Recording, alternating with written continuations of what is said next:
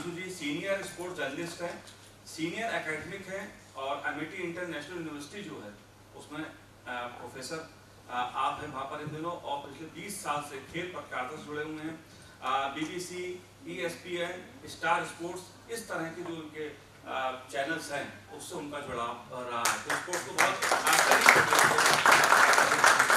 हमारे भी कुछ लोग और खास वरिष्ठ पत्रकार हैं। गौरव विवेक भट्टागर जी हैं, डिवायर में हैं, पहले हिंदू में थे, तो बहुत स्वागत करता हूं और आपसे चाहूँगा आप हमारे डेस्क पे आएँ। आपका स्वागत है।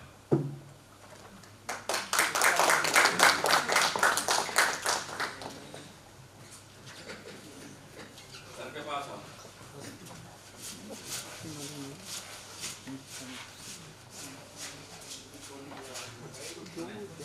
धन्यवाद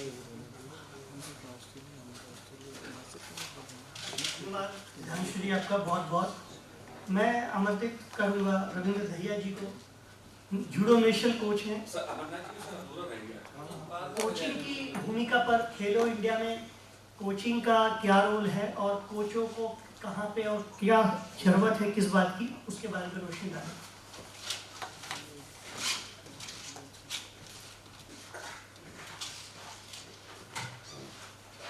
गुड मॉर्निंग। मैं धन्यवाद देना चाहता हूँ मनोज वर्मा जी को, जिन्होंने हमें यहाँ पे बुलाया, आमंत्रित किया। खेलो इंडिया काफ़ी अभी स्टार्ट हुआ है लास्ट ईयर से। लास्ट ईयर अंडर 17 था, इस बार यूथ गेम्स में यूनिवर्सिटीज़ पे अंडर 21 के बच्चे भी आए हैं। हमारी एकेडमी हमारी गांव में भी, गांव से बिलोंग करता हूँ, पालों गांव में है। हमारे बच्चे 7 बच्चे खेलने गए थे इस बार, उसमें से हमारे 7 के 7 मेडल आए हैं। 4 गोल्ड मेडल है, 3 ब्रॉन्ज है। तो अच्छा प्लेटफॉर्म किया है गवर्नमेंट ने छोटे बच्चों के लिए जाने के लिए, उनके लिए। और मैं भी एशियन गेम में भी था। मैं अभी जो सर ने जैसे बताया, अभी वो लड़का 800 मीटर में था, वो ONGC में जॉब करता था, हरियाणा से बिलोंग करता, नाम मेरे को याद नहीं आ रहा। उसको निकाल दिया कि आप गोल्ड मेडल नहीं जीत सकते, उसको ONGC से निकाल दिया। तो वो ट्रेनिंग करता, बर्मा में उन्होंने ट्रेनिंग की। उसका बच्चा था 8 महीने का, वो सिर्फ वीडियो कॉलिंग देखता था। उस लड़के ने 800 मीटर में एशियन गेम में अभी जकार्ता में गोल्ड मेडल जीता। तो अभी इंडिया आगे आ रहा है सर, आगे आएगा और अच्छा रहेगा। जैसे सर लोग लगे हुए सब मीडिया के, गवर्नमेंट है, स्पोर्ट्स मिनिस्टर भी काफ़ी, जो ओलंपिक मेडलिस्ट हैं वो भी हमारे साथ वहाँ पर डेली खाना हमारे साथ ही खाते थे सर। कल ये नहीं अपने साथ लाइन में लग के, क्यू में लग के खाना खा रहे हैं। मतलब आस्ता आस्ता और आगे आने वाले टाइम में इंडिया के और मेडल आएंगे। अभी ओलंपिक में भी मेडल हमारे आ ही रहे हैं, रेसलिंग में है, बॉक्सिंग में है और शूटिंग में भी है, तो बैडमिंटन में भी है, हमारे अच्छे प्लेयर हैं। तो सर धन्यवाद देना चाहता हूँ मैं आगे के लिए। और स्पोर्ट्समैन और स्कूल्स के लिए, रामजस स्कूल भी अच्छा नाम सुना है खेलों के लिए, और आगे अच्छा रहेगा। Thank you sir. आपका बीच में मुख्य अतिथि के आने के चलते श्री अमरनाथ त्यागी जी की बात अधूरी रह गई थी। सर आए और खेलों में आइए, आप आइए, और जो 2 संस्करण अभी तक हुए हैं उनसे क्या उम्मीदें जगती हैं भविष्य के लिए, इस पे अपने विचार रखें। खेलो इंडिया से पहले भी गवर्नमेंट की काफ़ी प्रोग्राम और संस्था काम कर रही है खेल पे, शायद बच्चों को पता नहीं होगा। साई के अंदर आप सब जानते होंगे, sport authority of India hostel लेती है, एक्सीलेंसी उसे बोलते हैं। हर स्टेट में, मुझे क्योंकि मैं यूपी का रहने वाला हूँ तो यूपी के बारे में ज़्यादा पता है। उसके अंदर भी जो है खेल निदेशालय के यहाँ स्पोर्ट्स कॉलेज और sports hostel 5th class pass करके 6 में एडमिशन लेते हैं, वो उसे कॉलेज बोलते हैं, जिसमें से रैना वगैरह ये सब निकले हैं क्रिकेटर। क्योंकि आजकल क्रिकेट का ही बस सब जगह नाम है, सभी को क्रिकेट याद है। अभी रिसेंटली इंडिया में 2 मेडल आए हैं। वेट लिफ्टिंग का मैं आदमी हूँ, तो वेट लिफ्टिंग में आपने भी यूथ ओलंपिक में फर्स्ट मेडल इन इंडिया आया है अभी, जर्मी। बाकी तो गुरुजी बता पाएंगे सही से नाम उसका। और ये फर्स्ट टाइम है इंडिया में यूथ के ओलंपिक के अंदर मेडल आना है। एक अभी पीछे 2 साल पहले भी वर्ल्ड चैंपियन बन के आई लड़की हमारी वेट लिफ्टिंग में, वो भी पहले मल्लेश्वरी थी उनसे पहले, या फिर वो आएंगी, ऐसा नहीं है। लेकिन क्या है कि मीडिया का इसमें योगदान की बात है सबसे बड़ी। मैं तो मीडिया से भी ये, जैसे कोच का रोल है ऐसी मीडिया का सबसे बड़ा रोल है। आज मीडिया अगर क्रिकेट को ना दिखाएगी तो आपको 11 प्लेयरों के नाम याद नहीं होंगे। आज सब बच्चों को, छोटे छोटे बच्चों को नाम याद है सबके, कोहली है, ये है, वो है, सब। वो क्यों है? क्योंकि वो 12 घंटे उसी चीज को रिपीट करते हैं। अगर आपको 12 घंटे कुश्ती कराई जाए, कबड्डी के नाम दिए जाए, वॉलीबॉल है, हैंडबॉल है, बास्केटबॉल है, फुटबॉल है, आज मतलब ये तो एक कमांड है किसी भी तरह की। जैसे मंत्रों की कमांड होती है, बोलने का भाव होता है, तो वो कमांड की जाती है। कमांड मीडिया कर रही है, चलिए क्रिकेट क्रिकेट क्रिकेट, तो क्रिकेट याद आ गया, पैसा आ गया उसमें। ऐसा नहीं कि ओलंपिक में मेडल अभी आए हैं, पहले से मेडल आते हुए ओलंपिक में, ऐसा नहीं है। यादव जी का मेडल है और सुशील जी का मेडल है, मल्लेश्वरी हैं, और नया बहुत सारे नाम हैं जो वर्ल्ड फेम है, जिनका सबका पता है। बेसिक यहाँ बात चल रही है खेलो इंडिया की। तो ये जो प्लेटफॉर्म मैं आपको बता रहा हूँ, हर स्टेट के अंदर जो है ये प्रोग्राम होते हैं और जो है उनके ट्रायल्स होते हैं, उनको आप अवेयर रहिए। मीडिया को ये काम जरूर करना चाहिए कि बच्चों को पता ही नहीं होता है कि वो ट्रायल्स कब निकल रहे हैं हॉस्टल से, क्योंकि सबके पास अच्छे मकान, गाड़ियां तो हैं, लेकिन किसी के पास भी घर के अंदर जो है बैडमिंटन कोर्ट नहीं है। शायद यहाँ किसी के पास होगा भी नहीं, जहाँ तक मैं समझ, स्विमिंग पूल नहीं होगा। 1 करोड़ की गाड़ी आती है, 1 करोड़ का स्विमिंग पूल बनता है। बहुत चीजें हैं, उसके लिए 2 ही चीजें हैं जिम्मेदार। गवर्नमेंट ने दे दिया, गवर्नमेंट का जो काम है वो काम पहले से चलता हुआ आ रहा है। बेसिक जो बार बार मैं एक ही चीज को कह रहा हूँ, बेसिक जो हमारी है वो नहीं है। हम क्या है कि बेस से ऊपर की बात करते हैं, हम इतने मेडल ला देंगे, ये ला देंगे। चाइना की एग्जाम्पल देते हैं, रशिया का देते हैं।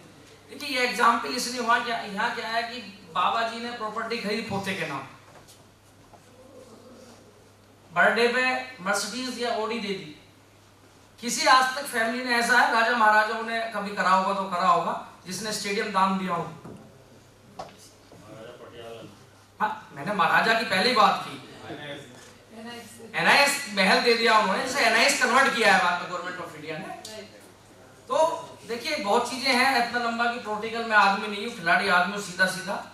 बच्चों का जो आप लोगों को अगर खिलाड़ी बनना है, और देखिए बड़े भाई अभी पत्रकार जी हैं जो मैं बता रहे थे, पढ़ाई, तो पढ़ाई और खेल दोनों स्ट्रीम नहीं हो सकती एक साथ। मैं इनकी बात से बिल्कुल मैं वो नहीं कर रहा, लेकिन ऐसा नहीं है कि आज पढ़ाई में कितने करोड़ का पैकेज है, 1 करोड़ का, 2 करोड़ का, 3 करोड़ का। हिंदुस्तान के अंदर लगभग 87 खिलाड़ी ऐसे हैं जिनके पैकेज अरबों रुपए में है। इतना पैसा वो कमा चुके हैं खेल से। 87 प्लेयर हैं, लिस्ट मेरे पास है, मैं नाम भी लेके बता सकता हूँ। पढ़ाई इसलिए जरूरी है क्योंकि हम लोगों का जो अभी बात कर रहे थे, शायद आप कर रहे थे, कि जो हमारे कल्चर, जो कपिल देव जी ने बात करी थी, कपिल देव जी तो बहुत बड़े खिलाड़ी थे, उन्होंने कल्चर क्यों नहीं डेवलप किया? ये क्यों नहीं उन्होंने, उनके पास 100 करोड़ रुपए हैं, उनमें से 10-20 करोड़ रुपए वो अपनी एक जगह देके बच्चों को पढ़ाते, खिलाते। वो सभी की जिम्मेदारी है, गवर्नमेंट की नहीं है कि गवर्नमेंट खेलो इंडिया चलाएगी, ऐसा नहीं है। सारे जितने खिलाड़ी हैं आज देश के, पत्रकार महोदय से मैं विनती कर रहा हूं, उन्हें अप्रोच करके कीजिए कि आप क्यों डेवलप करते हैं, आप तो आज हैं वहां। डेवलप हमें करना है। बहुत से पेरेंट्स होते हैं इनके पास नहीं है। ग्रामीण बच्चे इसलिए खेल में आते हैं क्योंकि उनके पास रास्ता नहीं है, इसलिए वो खेल को चुनते हैं अपने। तो खेलो इंडिया शहरी बच्चों के लिए भी है, ग्रामीणों के लिए भी है। बेसिक ये है कि हमें ये पता होना चाहिए कि हमें खेल क्यों करना है। मेरी हाइट है 2 फुट की, मैं चाहता हूँ बास्केटबॉल का प्लेयर बनूं। जीवन में मैं बन ही नहीं सकता बास्केटबॉल का प्लेयर। मेरी मदर ही 5 फुट की, फादर 5 फुट 2 इंच की, मैं 7 फुट में कैसे पैदा हो जाऊंगा?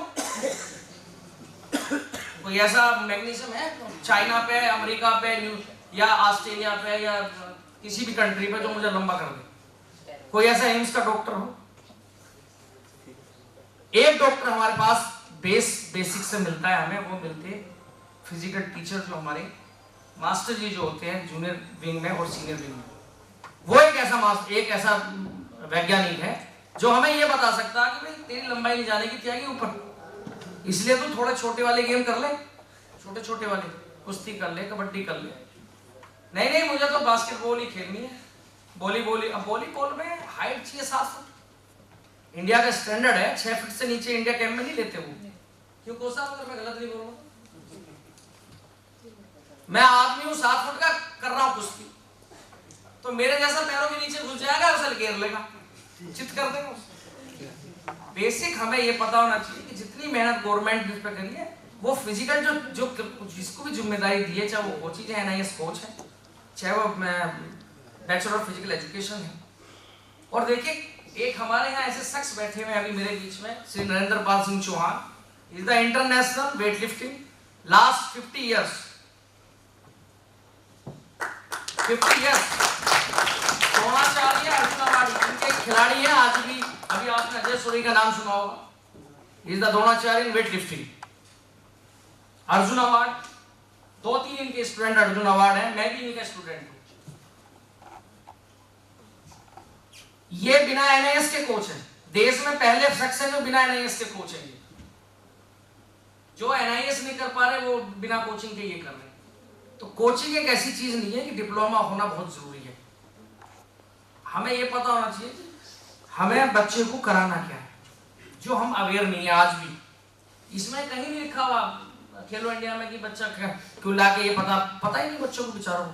अभी कम से कम 30% बच्चे ऐसे बैठे होंगे इन्हीं के स्कूल में, राम जैसे स्कूल में, ऐसे बच्चे ने ये नहीं पता होगा खेलो इंडिया में आपको कैसे उससे क्या नाम है ऑनलाइन वो करना है, पता ही नहीं बच्चों को। एक बहुत अच्छा बच्चा बैठा रहेगा क्योंकि उसका डाउनलोड ही नहीं हुआ, सबमिट ही नहीं कर पाया, वो बैठा हुआ है वहां, उसका होगा जो है। तो पॉलिसीज जो हैं वो बेसिक से शुरू कीजिए आप, और ये कर सकते हैं पत्रकार मनोज जी, आप ही का ये जो आपने उठाया गीला, ये आप कर सकते हैं। क्योंकि अभी वो जैसे अभी MP साहब बोल रहे थे भाई उन्होंने किया, उनका विजन आज आ गया, यही विजन आपका कभी आएगा। आप मलेशिया बहुत छोटा सा कंट्री है, आप बिलीव कर सकते हैं कितने बैडमिंटन कोर्ट्स हैं? मोर देन 100 कोर्ट्स एक सिटी में। मेरे विचार से दिल्ली में 20 भी नहीं होंगे, देश की राजधानी है। तो वो हमें वो चीजों की जरूरत है। 5 लाख की जरूरत तो हमें तब है जब हम उस स्टेज पर आ जाएंगे। बहुत देने वाले हैं, बड़े बड़े बिरला, टाटा, अंबानी सबने खोल रखे हैं, MRF पे है, टाटा पे है। टाटा आज से नहीं चला रहा अकेडमी, आप जाइए टाटा को विजिट कीजिए, बहुत अकेडमी उसके पास, ONGC के पास है, रेलवे से इतना बड़ा डिपार्टमेंट है। लेकिन वो सब नौकरी कब देंगे? जब आपके पास मेडल होगा, तब नौकरी सब देते हैं। ऐसा आज तक कोई डिपार्टमेंट नहीं है देश में, कोई ऐसा राजा महाराजा बिजनेसमैन, कोई भी पॉलिटिकल या कोई भी एलिमेंट्स, गुंडा एलिमेंट जो फरोती लेके ये कहते 10 बच्चे मेरे पास छोड़ दो, मैं इन्हें पहलवान बना दूंगा। आप उन्हें देंगे जिम्मेदारी, जेल को दीजिए जिम्मेदारी। जेल बहुत अच्छा काम कर सकती है इसमें, लेकिन सरकार को जेल में बंद करने का अधिकार है, जेल के अंदर सिखाने का अधिकार नहीं है। आज तक बताइए कौन सा फिजिकल इंस्ट्रक्टर जेल के अंदर है? आप इंग्लैंड जाइए, जेल में जाकर वहां जेल जाने के लिए तरसते हैं लोग, यहाँ जेल से भागने के लिए भागते हैं, चोरी करते हैं।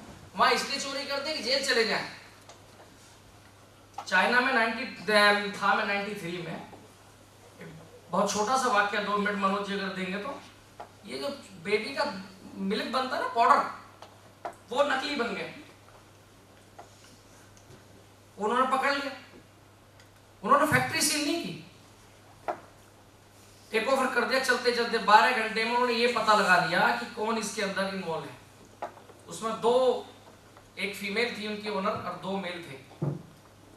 दोनों को उन्होंने 24 घंटे के अंदर अरेस्ट करके खत्म कर दिया और लेडीज को छोड़ दिया, और दूसरी कंपनी के ओनर लाके बैठा दिया उस कंपनी में, और कोई वहां हड़ताल नहीं हुई। मैं था क्योंकि यूनाइटेड नेशन में था, मैं 92, 93 में आपने सुना होगा सोमालिया में, I was there 93, peace force of Indian army की तरफ से मैं था। तो वहां ऐसा नहीं होता, हम उनकी एग्जाम्पल देते हैं, वो हमारे घर में भी है। जब पापा जी आ जाते हैं तो कैसे देखो हम काम करते हैं, मम्मी आ जाती है तो कैसे, जब दादा आ जाते हैं तो लड़ाई चल रही है। तो कल्चर हमें बनाना है, कल्चर कहीं से बन के नहीं आते। हमारे कल्चरों का तो पूरे वर्ल्ड के अंदर मशहूर है कि ये कल्चर हमारा है। मेरे क्या नाम है, मनोज कुमार जी कहते हैं ना, वो जो गाना गाते हैं, वो मेरे देश की धरती और वाला सुना उगले वाली। तो ऐसा नहीं, देश में पोटेंशियल बहुत है। आप मास्टर्स अभी यहाँ आप देखो कितने, हम जो लोग हैं, मनोज भाई जी हैं, बड़े हैं, इनकी आप अभी इन्हें प्रैक्टिस कराने लोगों, ये भी मेडल ला के देते। ऐसा नहीं कि ये मेडल ला के देते, करना इन्हें पड़ेगा। बच्चे हैं छोटे छोटे, हम इन्हें बताएं कि बेटा, अब मेरे जैसा जिसको नहीं मालूम कि भाई मैं पढ़ने में कमजोर हूं, तो ये पॉलिसी होनी चाहिए कि भाई इसका क्या इलाज है। यहाँ इलाज उसका नहीं है, तो बीमारी पैदा करने के बाद इलाज ढूंढते हैं। तो सबसे जरूरी जो है ये है कि बच्चों को ये अवेयरनेस का पता होना चाहिए कि 5th क्लास में मुझे किस स्कूल में एडमिशन लेना है, किस स्पोर्ट्स में लेना है, कहाँ मैं जा सकता हूँ। देखिए अभी आर्मी इंस्टीट्यूट है मनोज जी, आपने सुना होगा, पूना के अंदर आर्मी ने एक इंस्टीट्यूट खोला हुआ है, उसमें ओलंपियन ही तैयार करते हैं और ओलंपिक में मेडल भी लेकर आया, इसलिए वो लड़का जेल वो बच्चे को लेते हैं और वो कभी ये कह रहे थे कि गोल्ड मेडल ला के दो। बेसिक वो देखते हैं केवल, पहले फिजिकल एजुकेशन मतलब फिजिक बच्चे की, फिर वो टैलेंट में देखते हैं कि ये किस में चलेगा, उसको रखते हैं, उसकी फुल ट्रेनिंग कराते हैं, एजुकेशन देते हैं, उसे फूडिंग लॉजिंग एवरीथिंग सब चीज़ देते हैं। वो जैसे वो 18 साल का होता है तुरंत उसको जो है रैंक देते हैं, चाहे उसे मतलब एक सार्जेंट मतलब हवलदार और एक सिपाही और एक नेक्स्ट सूबेदार। अभी ऐसे 20 बच्चे कम से कम आज की डेट में वहाँ पे हैं। अभी बच्चों को ये नहीं पता होगा कि क्या हम अभी से भी आर्मी में जा सकते हैं। इन्हें सभी ने ये बता रखा होगा कि 18 साल पहले जो है बालिग हो तब आपकी नौकरी लगी। ऐसा नहीं है, आपको पता होना चाहिए और ये मीडिया कर सकती है और किसी मेरे कहने से नहीं होगा। मुझे पता, मैं भी नहीं कर पा रहा, मैं सिर्फ इतना कर पा रहा हूँ जो डोर टू डोर बता रहा हूँ अपने रिलेटिव को। आज आपको बता दिया मैंने, तो जिसने वहां जाना है आप सर्च कीजिए, उसको जाके वो मिल जाएगा, पहुंच जाओगे। और ऐसी संस्था हिंदुस्तान में कम से कम 10 हैं, एक नहीं है, जितनी मैं आपको बता रहा हूं। ये फर्स्ट नहीं है ऐसा कि भाई एक ही है। हर स्टेट के अंदर गवर्नमेंट की अपनी है, सेंट्रल गवर्नमेंट की साई होगी, प्राइवेट में आपकी टाटा हो गई, MRF हो गई, उसके बाद ONGC भी करती है, जिंदल भी शायद आ रही है। हाँ, अभी कुछ जिंदल का भी सुना था कि उन्होंने टेक ऑफ किया है कुछ, और रिलायंस तो कर रहा है, रिलायंस का भी अभी आया है। अब आप देखो ना, पिरो कबड्डी है, पिरो कुश्ती है, अब इसमें बॉलीवुड आया थोड़ा सा, बॉलीवुड जिसे चाहे उसे ले जाता है। तो कहना यही, आप सभी छोटे बच्चों से जितने जो भी खेलना चाहते हैं, आप पढ़ाई साथ रखो, क्योंकि इंग्लिश बोलनी आनी चाहिए। एयरपोर्ट पे इंग्लिश बोलते हैं, बाहर जाओगे तो बहुत इंग्लिश की जरूरत पड़ती है, लेकिन ऐसा नहीं है कि बिना इंग्लिश मतलब इंग्लिश से ही आप गेम करेंगे। अगर आपका गेम अच्छा है तो आपका एक, आज तक देखिए बड़ा अजीब बात है मनोज भाई जी कि बड़े बड़े खिलाड़ी, पहली बात तो क्रिकेट ओलंपिक गेम ही नहीं है। देखिए आप इस हिंदुस्तान की बदकिस्मती देखिए कि ओलंपिक गेम नहीं है, फिर भी सब गेमों का बाप है। वो ओलंपिक गेम नहीं है, क्रिकेट ओलंपिक से नहीं चलता, उसका कोई मतलब। और उसके एक खिलाड़ी को भारत रत्न दिया है, भारत में, जिसने कभी ओलंपिक में पार्टिसिपेट ही नहीं किया, और उसे भारत रत्न है। पहला भारत रत्न खेल में है तो वो माननीय श्री 108 सचिन तेंदुलकर जी। देखिए इस देश की कितनी बड़ी मतलब जो है, क्या करेगा बच्चा, बच्चे को तो क्रिकेट का पता है ना, तो उसे पता है भारत रत्न क्रिकेट में मिलता है ना। कबड्डी में किसी ने दिया, 5-7 साल लगातार एशिया चैंपियन रही है हिंदुस्तान, इस बार शायद ब्रेक किया है। कुश्ती में किसी को नहीं मिला, जो हमारा बेसिक गेम है। हॉकी, दादा जिसको जर्मन के चांसलर ने उसने ये कह दिया था कि मेरे यहाँ ज्वाइन कर लो, लेकिन नहीं भारत को रखूंगा, जिसने गोल पोस्ट नपवा दिया था। और स्टिक तो उनकी इसलिए चेक की गई कि इसमें शायद चुंबक लगी हुई है। इसमें स्टिक में किसी ने ये कहा कि इसने चुंबक लगा रखे। अरे ये देखिए अमरनाथ जी, थोड़ा सा मैं आपसे साथ नहीं रखता हूँ बात से। मेरा मानना ये है कि खेलों में कम से कम भारत रत्न मिला तो भले चाहे सचिन को मिला, हमें उस पॉजिटिव, वो भारत का खेल नहीं है। खेल की याद तो हमारी सरकार नहीं नहीं, को- वो भारत का खेल नहीं है, ये सही कह रहे हैं, वो भारत का खेल नहीं है। भारत के खेल में मत मिलना चाहिए भारत रत्न, नहीं ये सही कह रहे हैं, ये सही कह रहे हैं, आप गलत हैं। बात आपकी काफी हद तक बात सही है, लेकिन आज भी खेल जब सही है तो वो मत करिएगा। देखिए यहाँ मैं सही है तो मैं क्रिकेटर हूँ, मैं नहीं मानूंगा। नहीं क्यों आप, ये भारत का खेल है, नहीं क्रिकेट भारत का मैं भी भारतीय हूँ और तेंदुलकर जी से मेरी कोई जमीन नहीं बट रही है। मैं आज तक उनके पास कभी नहीं गया, ना मैं कभी जाऊंगा। लेकिन लीग से हटके स्पोर्ट्स को तो दिया कम से कम। हाँ, मेरा मानना ये है कि स्पोर्ट्स को मिला। अभी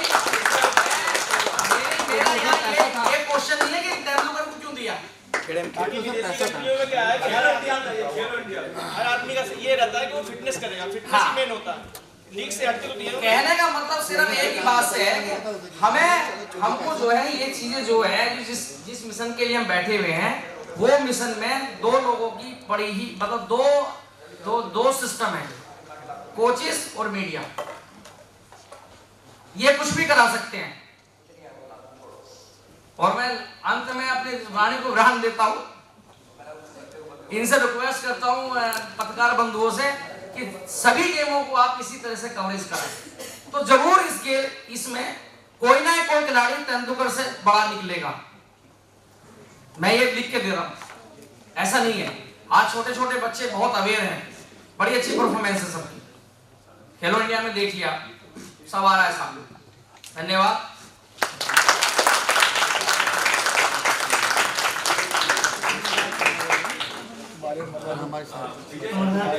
सर इस बारे में कुछ कहेंगे?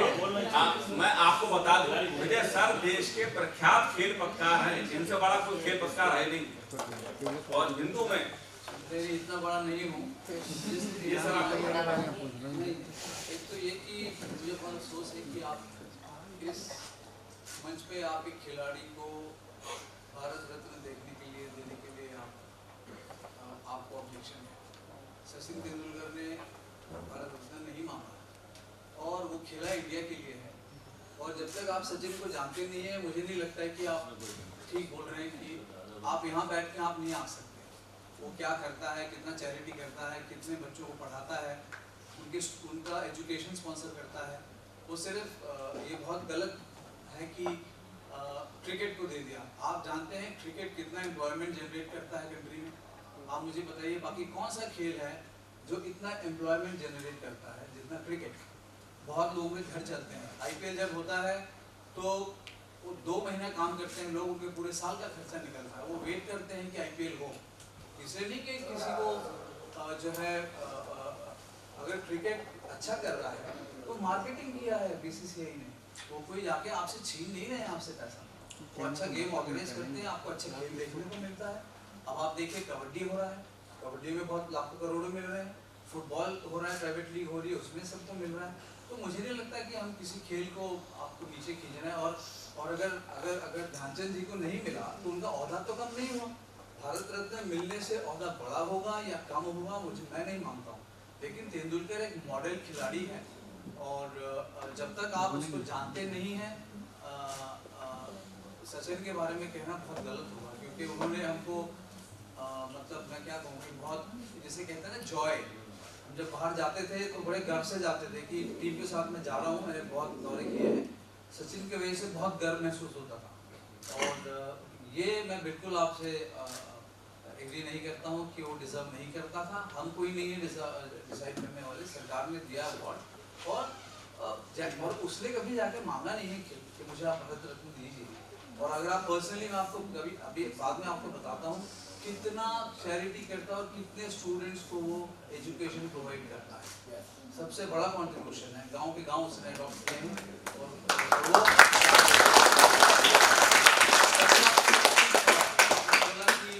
जैसे आप बोल रहे रिस्पॉन्सिबिलिटी, मेरे ख्याल से कोचेस की रिस्पॉन्सिबिलिटी है। कोचेस कई ऐसे कोच हैं जो अपने खिलाड़ी को बोलते हैं गोली खा के जा, आप जानते हैं ना, तो आप उस कोचेस को पनिश करते हैं? नहीं करते हैं, केवल खिलाड़ी को करते हैं। आप मैं तो कहता हूँ कोचेस को पनिश कीजिए, खिलाड़ी को डोप देता है, कोचेस भी सपोर्ट स्टाफ आल्सो वही सब करते हैं। है ना? कोचिंग प्लस सपोर्ट स्टाफ, अगर आपने बैग भी उठाया बच्चे का जी तो you are suppose to be punished, आपको पकड़ा गया। हाँ, तो जिम्मेदारी कोच की हुई ना सर। नहीं, कोच से आई वुड लाइक टू से इट स्टार्ट्स फ्रॉम पेरेंट्स। जी हाँ, बिल्कुल बिल्कुल। मेरी राय में एब्सोल्युटली कि पेरेंट्स की सबसे पहले जिम्मेवारी है तो बच्चे को खेल के मैदान तक कौन पहुंचाए। वही है ना सर कि मैं जब मैं कह कोच रहा था कोच तक कौन पहुंचाएगा बच्चे को। मैं जब कह रहा था कि पढ़ाई जरूरी है, नहीं, पढ़ाई भी जरूरी है। इसलिए कह रहा था कि एक स्टेज पे आके खिलाड़ी को और पेरेंट्स को समझ जाना चाहिए कि ये बच्चा पढ़ेगा। पढ़ाई भी जरूरी है, नहीं, पढ़ाई बहुत जरूरी है, बहुत जरूरी है। लेकिन इट डिपेंड्स कि आपका फर्स्ट लव क्या है। नहीं, फर्स्ट लव मैं मान रहा हूँ सर, आपका फर्स्ट लव है। बहुत सारे खिलाड़ी, अनिल कुंबले इंजीनियर है, श्रीनाथ भी इंजीनियर है, उन्होंने बैलेंस किया। लक्ष्मण डॉक्टर बन सकता था, पर उसको टाइम में बोला कि आप इतने दिन में अगर आप क्रिकेट खेलेंगे नहीं तो आप डॉक्टरी करेंगे। नहीं, वो इंडिविजुअल, मैं जनरल बात कर रहा हूँ सर। जब कैरियर नहीं था स्पोर्ट्स में तब ये था कि पढ़ाई बहुत जरूरी है। अभी कैरियर है, you can be a second fiddle student but prime in the sports, वो भी कैरियर है। अब ये अंग्रेजी कौन जान, सुशील कुमार जैसे अंग्रेजी नहीं बोल सकते, जरूरी नहीं है। 90% medal winners Olympics they don't know how to speak English. जरूर जो जर्मन योगेश्वर दत्त है, वो नहीं जानते, पूनिया नहीं जानता, कोई नहीं जानता। नहीं, जो अभी जो स्पेन की वर्ल्ड कप जीती है, फ्रांस की टीम, उसमें से कितने अंग्रेजी बोलते हैं। बात यहाँ अंग्रेजी बोलने की नहीं है, लेकिन आपको एक स्टेज पे समझ जाना चाहिए कि पढ़ाई अब मेरे लिए आगे का रास्ता पढ़ाई है। आप केवल आप अपने चाहेंगे लड़के को उसको झोंक दें खेल में, जबकि उसका इतना पोटेंशियल नहीं है। तो जैसा आपने कहा पेरेंट्स और सबसे इम्पोर्टेंट कोचेस, जब तक आप कोचेस पे रिस्पॉन्सिबिलिटी नहीं डालेंगे आपको ऑनेस्ट खिलाड़ी नहीं मिलेगा। So schools are always seen as an inclusive education institutes, but I think when it comes to sports and academics together, that's fine. I think. आइए बोलिए, हम लोग सारे थोड़ी देर में खत्म करेंगे, आइए ना। No, that's absolutely fine. आइए।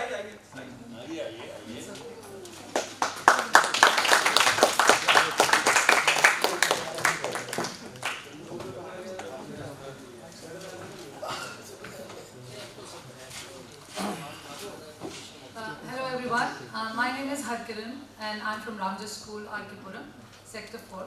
A little brief to my institute from where I come.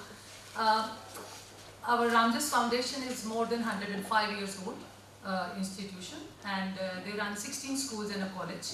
So Arkipuram is one of the 4 private schools, and all others are the government aided schools.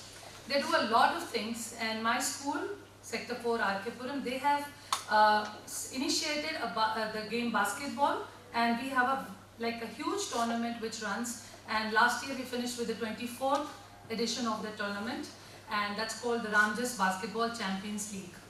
And last year we had the privilege of having Colonel Rathod coming in, and he declared Hello India from the platform, and that was a huge push to the school, to the game, and to the children as well. When this minister, Honorable Minister Sir, when he's there and he stays there for 1.5 hours and addresses the students and motivates them to play the game actually.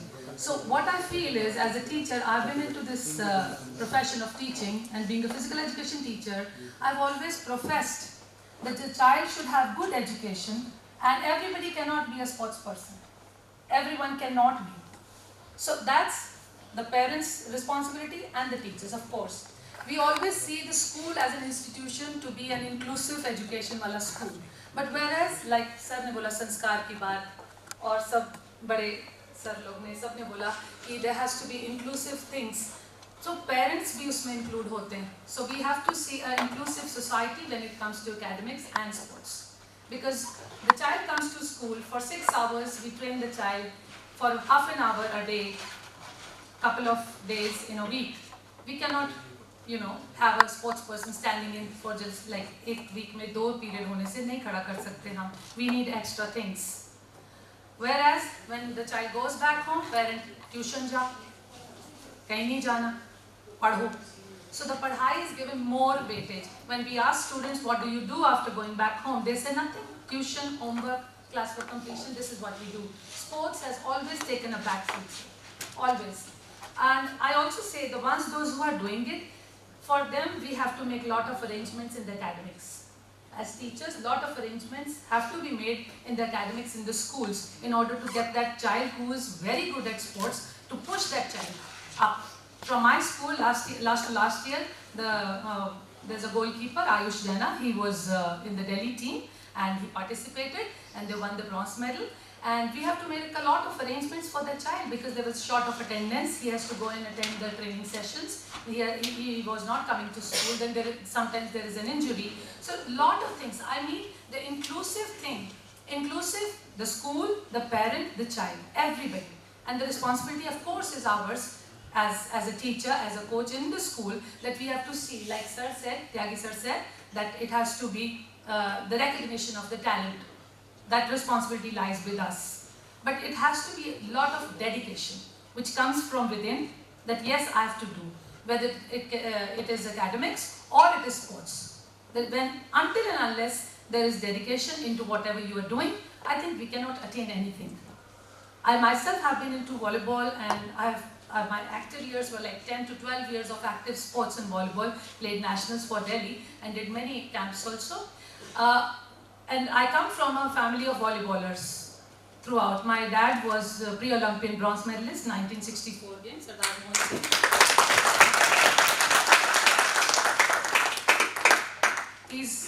He's no more now, but this runs in my family. I cannot say if I was not a sports person, I would have been, an engineer or a doctor. I cannot think of, but I would have been somebody who was close to people because I'm a people's person. So this is what I have initiated myself in my thought. Everybody has to develop that and come across as a strong sports person, as a strong academician. Anything you can become, only when your dedication is right up here. For the children, this is my little message. And as Sir has invited us for Khelo India is a very good platform which has been given by the government to our students. And sir, I will also agree with, again, Mr. Tyagi, that what he was saying, ki awareness for the students to upload or see the information, that is somewhere there is a gap which we have to bridge. We have to have better, ways of having the children know कि अब क्या हो रहा है, trials कब हैं, कब अभी वहाँ जाना है, किस किस गेम का क्या है, वो सारी चीज़ों का बच्चों के लिए थोड़ा और अगर इजी हो जाए, will be an added advantage under a very good scheme which is Khelo India. And thank you so much for inviting my school and my colleagues over here. Thank you so much. धन्यवाद आपका, अपने अच्छे विचार व्यक्त किए। हमारे बीच हैं वरिष्ठ खेल पत्रकार, हिंदू अखबार से जुड़े हैं गौरव विवेक भटनागर जी। सीनियर जर्नलिस्ट बोल रहा है, हिंदू में है और आजकल वीरवायर में। हाँ, मैं चाहूँगा कि हमारी संस्था से जुड़े गौरव जी आए, दीजिए उनका सम्मान करें। हाँ,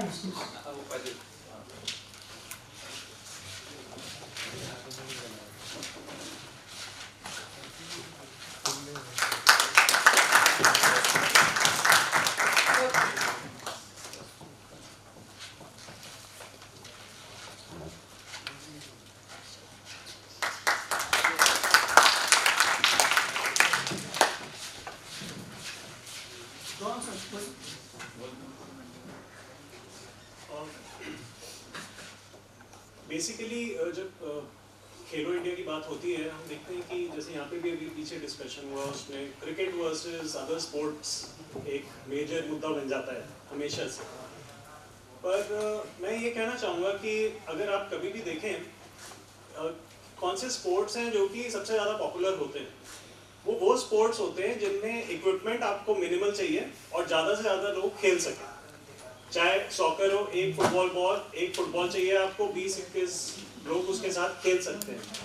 यही क्रिकेट का होता था, हम सब ने क्रिकेट खेली है और बाकी स्पोर्ट्स भी खेले हैं। पर क्रिकेट की जो बेसिक सिंप्लिसिटी है कि आप एक बैट लें, अगर बैट नहीं है तो घर में थापी उठा लें और एक बॉल ले लें और जितने ही लोग चाहें साथ में खेल लें। और उसमें लड़के लड़कियाँ फिजिकली भी कोच साहब ने कहा कि जिसकी हाइट कम है उसको वॉलीबॉल वो ना खेले या वो बास्केटबॉल ना खेले। तो क्रिकेट में ऐसा कुछ नहीं है। तो चाहे केदार यादव की हाइट का हो, कोई तेंदुलकर की हाइट का हो, चाहे वो ईशांत शर्मा की हाइट का हो, जोल गार्डनर की हाइट का हो, हर इंसान खेल सकता है। सो आई थिंक ये एक बड़ी वजह रही है कि क्रिकेट इतना पॉपुलर हुआ। हम लोग भी जब खेलते थे, बहुत सारे स्कूल में भी अलग अलग स्पोर्ट्स में पार्टिसिपेट किया, चाहे वॉलीबॉल हो, बास्केटबॉल हो, सॉकर भी खेलते थे। और उसके अलावा जैसे मैं नेवल पब्लिक स्कूल में था तो वहाँ शॉर्ट पुट भी करवाया जाता था, आपको जैवलिन के लिए भी वो ले जाएंगे, बट उसमें आगे का स्कोप थोड़ा लिमिटेड रहता था हमेशा। क्रिकेट वगैरह एक मास स्पोर्ट्स थे, इवेंट्स बहुत होते थे उसमें, और इसलिए उसको पॉपुलराइज किया गया। पर अब मैं देखता हूँ कि इस वक्त हम एक दो राय पे हैं जहाँ कुछ चीज़ें अच्छी हो रही हैं और कुछ चीज़ें हैं जो कि जिनमें ज़रूर हमें चेंजेस लाने की ज़रूरत है। बेसिकली जो ये प्रीमियर लीग्स का कॉन्सेप्ट शुरू हुआ है, मेरे को लगता है ये बहुत सारे स्पोर्ट्स में एटलीस्ट पैसा ला रहा है, और सिर्फ प्लेयर्स के लिए नहीं, कोचेस, एडमिनिस्ट्रेटर्स, सबके लिए। और ये एक वेलकम मूव है पिछले जो 4-5 साल में, खासतौर से क्रिकेट IPL के बाद बाकी भी जो चाहे रेसलिंग हो, चाहे अभी बास्केटबॉल वगैरह में, कबड्डी में आई, और ये बहुत अच्छा स्टेप है। ऐसे ही अगर कुछ एथलेटिक्स में हो तो मेरे को लगता है उससे एक वाइड रेंज ऑफ स्पोर्ट्स और खासतौर से और ऐसी स्विमिंग में होना चाहिए, एक्वाटिक्स में, तो बहुत अच्छा होगा कि अगर इसमें भी पैसा आता है तो बच्चे उससे एनकरेज होंगे कि वो आ सकें। और जो हम बात कहते हैं कि बच्चे प्रोफेशन पे या पढ़ाई पे अपने फोकस करें, या वो एक प्लंज ले लें कि नहीं हम स्पोर्ट्स की तरफ जाएंगे और देखा जाएगा। तो अभी क्या होता है कि बच्चे तो चाहे प्लंज लेना चाहते हैं, पर माँ बाप थोड़े कॉशियस होते हैं कि अगर आप नहीं सक्सीड किए तो आप आगे अपनी लाइफ कैसे निकालोगे इतनी कॉम्पिटिटिव वर्ल्ड में। तो मेरे को लगता है अगर ये एक्वाटिक्स और ये इसमें एथलेटिक्स वगैरह में भी अगर इस टाइप के ये प्राइवेट मनी आता है, so that would be a major boost. एक चीज जो थोड़ी अभी भी परेशानी वाली है जो लगी, पीछे इंडियन एक्सप्रेस में शिवानी नायक ने स्टोरी करी अभी 4-5 दिन पहले, मेरे ख्याल से महाराष्ट्र का ही स्टेडियम था जहां वो बताया कि क्रिकेट के लिए उसको डेवलप किया जा रहा था और सारे एथलीट्स को अब स्टैंड्स में ही दौड़ना पड़ रहा है और उनको एक्सेस भी उन्होंने खत्म कर दिया है ग्राउंड में आने का। तो ये बड़ी एक अनफॉर्चुनेट चीज़ है। अगर आज की तारीख में आप क्रिकेट की वजह से आप मतलब जो बच्चे वहाँ ट्रेनिंग कर रहे हैं और उसमें कई मेडल विनर्स रहे हैं और वो अगर ग्राउंड ही एक्सेस कर सकते हैं तो ये तो दिस इज़ वेरी अनफॉर्चुनेट। और ये चीज़ें बिल्कुल मेरे को लगता है यहाँ पे है जहाँ स्पोर्ट्स वालों को हल्ला करना चाहिए और मीडिया को उसको एग्रेसिवली रिपोर्ट करना चाहिए। बहुत अच्छी बात है कि एक्सप्रेस ने उसको पेज 1 ऊपर लीड टाइप डिस्प्ले दिया अभी, और ऐसी चीज़ें हमें हाईलाइट करनी चाहिए जो डिस्क्रिमिनेट करती हैं। डिस्क्रिमिनेशन नहीं होना चाहिए किसी भी स्पोर्ट्स के साथ, बट हाँ बैड माउथ करना, क्रिकेट को बैड माउथ करके भी हम बढ़ेंगे नहीं आगे, वो एक अपनी जगह चलता रहे, बट बाकी स्पोर्ट्स पे भी फोकस रहे, यही कहना चाहता हूँ। Thank you. सर जो आ रहे हैं वो अच्छा एक मिनट एक सवाल सर, मुझे अच्छा लग रहा है कि हम सब लोग संवाद कर रहे हैं, मकसद यही था। क्वेश्चन होने चाहिए। सर आपने कहा था कि जैसे क्रिकेट में कोई भी हाइट का प्लेयर खेल सकता है ऑल दैट, बट अगर हम इस टाइम पे देखें तो जैसे और स्पोर्ट्स होते हैं जैसे बास्केटबॉल, उसमें इसाइया थॉमस करके एक प्लेयर है NBA में, सर वो एक ऑल स्टार है और उसकी हाइट मुझसे भी छोटी है। एंड सर मेसी है, उसकी हाइट भी मुझसे छोटी है, वो इस टाइम पे सब जानते हैं मेसी कौन है। तो सर ऐसा नहीं है कि सिर्फ क्रिकेट में जो है कि किसी भी हाइट की या फिर किसी भी फिजिक के प्लेयर खेल सकते हैं।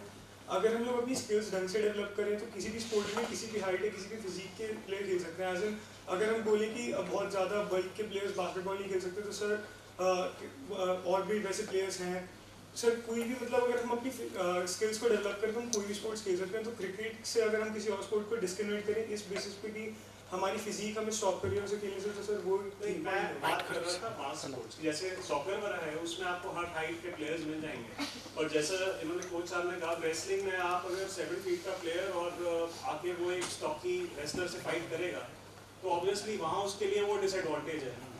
या अगर आप बॉक्सिंग में आप बहुत थिन और लैंकी हैं और कोई बहुत स्टॉकी है माइक टाइसन की तरह, तो आपको 1 मिनट में उड़ा देगा।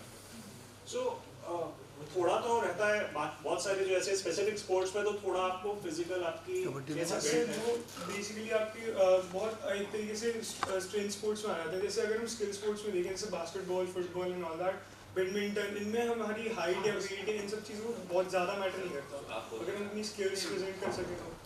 क्रिकेट ना बॉडी कॉन्टैक्ट स्पोर्ट नहीं है, इसलिए फ़र्क नहीं पड़ेगा। लेकिन जहाँ बॉडी कॉन्टैक्ट होगा वहाँ पे हाइट, स्ट्रेंथ एंड्योरेंस सब काउंट करेगा। अगर आप यू टेक फुटबॉल में अगर if you are tall you can hit the ball and if you are in the defence you can stop the other guy. Exactly इसमें हम देखें तो फुटबॉल में अगर आप एग्जांपल दे तो Messi is not tall, there is only one Messi, there is only one Messi ना, sir Messi right, I know Pele भी है, मैराडोना है, बहुत है, but it can not be taken. तो ये एक वजह है कि सॉकर इतनी पॉपुलर रही क्योंकि उसमें भी हर साइज का आदमी खेल सकता है उसमें आराम से। सिर्फ बास्केटबॉल में प्रोग्रेस करेगी तो वही बोल रहा हूं ना, जो बॉल बास्केटबॉल में ज्यादातर जो आपको सर स्टीफन करी, कायरी एडवांटेज आता है। Sir Kyrie Irving is the 3-point all star before Curry, and sir Isaiah Thomas वो भी ऑल स्टार्स में से आता है। सर ऐसे रिजी मिलर बहुत सारे प्लेयर्स हैं बास्केटबॉल में जो अच्छा खेल रहे हैं। तो सर धीरे धीरे स्पोर्ट्स भी प्रोग्रेस कर रहे हैं क्योंकि धीरे धीरे फिजिकल बाउंड्रीज मिट रही हैं और सर ये पॉइंट तो बिल्कुल नीचे है कि कोई भी अगर अपने स्किल को होन करता है तो कोई भी किसी भी तरीके से एक्सेल कर सकता है। सर बिकॉज सर पहले जॉर्डन जैसे हाइट के प्लेयर्स खेलते थे तो वो गेम हमारे 3-point लाइन के अंदर चलता था। स्टीफन करी आया, उसने शूटिंग स्टार्ट करी 3-point लाइन से काफी पीछे गेम आ गया तो गेम खुल गया। तो सर अब छोटे हाइट के प्लेयर बड़े हाइट के प्लेयर्स को बाहर धकेल के अंदर घुसना चाहते हैं। तो सर इस तरीके से बास्केटबॉल का गेम इतना इवॉल्व हो गया कि किसी भी हाइट किसी भी फिजिकल फीचर्स के साथ बंदा खेल सकता है, तो कोई दिक्कत नहीं आता।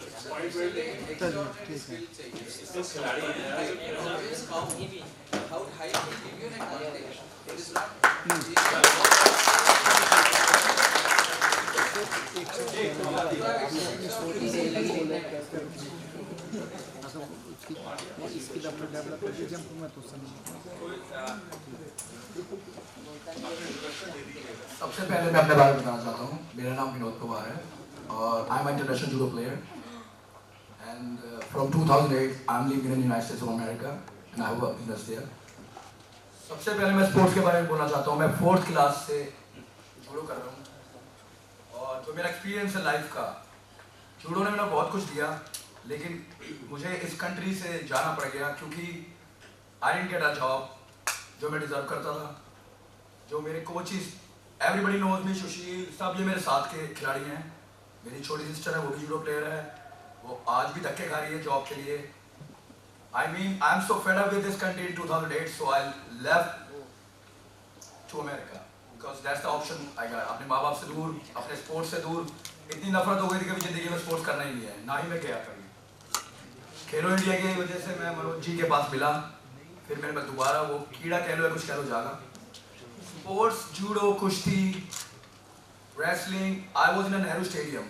जितने भी ओलंपियंस हैं या इंटरनेशनल प्लेयर हैं या कोचेस हैं, सब वहाँ पे हम धक्के खाते थे। हमारी कोई गवर्नमेंट सुनने वाली नहीं है। पॉलिटिक्स, इतनी पॉलिटिक्स कि हम रोते थे। हमारे पास ना ही लंच के लिए पैसे होते थे, ना ही कभी हमें किसी ने हमें कोई सपोर्ट करा। हम छत्रसाल स्टेडियम में जाते थे, आई स्टेडियम में जाते थे कि हमारी सुनो, we can do it. If somebody उस टाइम कोई मेरी हेल्प करता, शायद I was the first international Olympian gold medallist in judo and he is the Indian coach, he knows that. हमारे देश में या तो आपको चाहिए पहुंच, कोई आपका नेता हो या फिर आपका कोई बैकग्राउंड हो। पुरानी बातें हो गई है, पुरानी बात। सर मैं 10 साल वाला हूँ, इसीलिए मैं आज की बात 10 साल पहले की बात। और my sister just got Commonwealth games में उसका गोल्ड आया है और नोबडी केयर्स कि क्या है, कोई अखबार में नहीं आता, मीडिया कुछ नहीं दिखाती, मीडिया ने कभी कोई हेल्प नहीं करी। मेरे ख्याल से यहाँ पे बहुत से कोचेज हैं जो नेहरू स्टेडियम के बाहर आज बैठ के इसको याद करते हैं क्योंकि अब हमारी एंट्री भी नहीं है वहाँ। सही है, जहाँ हमने बचपन में गाया वहाँ आज हमारी एंट्री भी नहीं है। मुझे रोना आता है सुन के कि आज जिस नेहरू स्टेडियम में हमने पूरी जिंदगी कोचेज ये वो सब देखा, खत्म हो गया। मैं आपसे कहना चाहता हूँ कि खेलो इंडिया के माध्यम से हमारे judo, martial art, Olympic game है ये बहुत। हमारा सिर्फ एक ही बंदा ओलंपिक में क्वालिफाई होता है, वो भी मर गिर के कैसे करके बस एक ही जाता है। दिल्ली से जूडो खत्म हो चुका है ऑलमोस्ट, कोई हेल्प नहीं है, कुछ नहीं है। अपने जिसके पास पैसा है वो कर रहा है, जिसके पास नहीं है वो अपना कहीं पीटीआई लग गया है, कहीं 5000 की जॉब कर रहा है, कहीं सो फेड अप। अब मैं दोबारा इंडिया आया हूँ and I am opening a first big university. It's called East Delhi Judo Association or something like that. I'm opening. Mr. Ravinder Bhaiya, Lal Singh, and lot of people are helping me. Also, जो लोग मेरे साथ fed up होके America, London, Italy, हम सारा एक group बनाया है हमने और हम सारे मिलके एक बहुत बड़ी मार्शल आर्ट की जूडो कुश्ती और स्पेशली वुमेन्स के लिए हम ईस्ट दिल्ली में I'm telling you within 10 years the next gold medal in kushti, judo, kurash, all the martial art is gonna be from East Delhi judo. सारे मुझे उसके लिए I'm a businessman, good businessman now because sportsman कभी हार नहीं मानता, मैंने कभी हार नहीं मानी. I have a restaurant and I'm opening a big chain in India to New Delhi. It's called New Delhi Grill and I'm opening 19 outlets within 2 months also in East Delhi Judo Association. So I need your support. I don't need any support from government. कुछ नहीं चाहिए, 1 रुपया नहीं चाहिए. मैं खुद मेहनत करूँगा, खुद अब एक पैसा लगाऊँगा अपना. बस स्पोर्ट्स के लिए ना शादी करूँगा ना कुछ करूँगा, लेकिन ओलंपिक में चाहिए उसके बाद नहीं सोचूंगा. हमारे बीच में अभी so there is I'm gonna tell you the student 14 साल का एक बच्चा राहुल सोलंकी, I think सब देख सकते हैं कौन है, खड़ा होते भाई.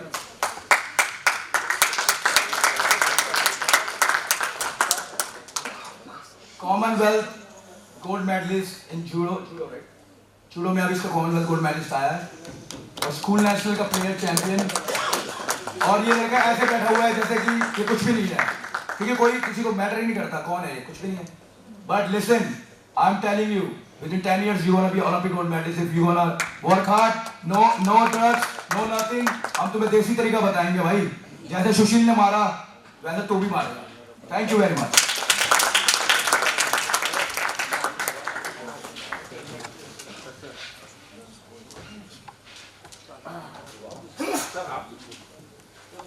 हमारे बीच धन्यवाद. खेलो इंडिया में कुछ तो तस्वीर बदली है, भारत लौट के पॉजिटिव बात ये. केवीपी चौहान जी हैं हमारे बीच. केवी चौहान, एनपीएस, सॉरी माफी चाहता हूँ, एनपीएस चौहान जी आए. और ये खेलो इंडिया इससे जो संभावनाएं आप क्या देखते हैं, पिछले आपके क्या एक्सपीरियंस रहे, इसके बारे में अपने विचार रखें.